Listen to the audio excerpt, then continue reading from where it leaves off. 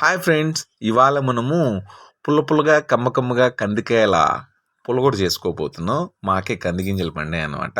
దాంట్లో కంది గింజలు తీసుకొచ్చుకొని ఒక 10 పచ్చిమిరపకాయలు, ఒక 4 టమాటా పండ్లు, కొంచెం పసుపు, రుచికి తగినంత ఉప్పు వేసుకొని కొంచెం నీళ్ళు వేసుకొని కుక్కర్లో పెట్టుకొని 4 విజిల్లు చాలు. పచ్చిటి కదా, తొందరగా ఉడుకుతాయి అన్నమాట.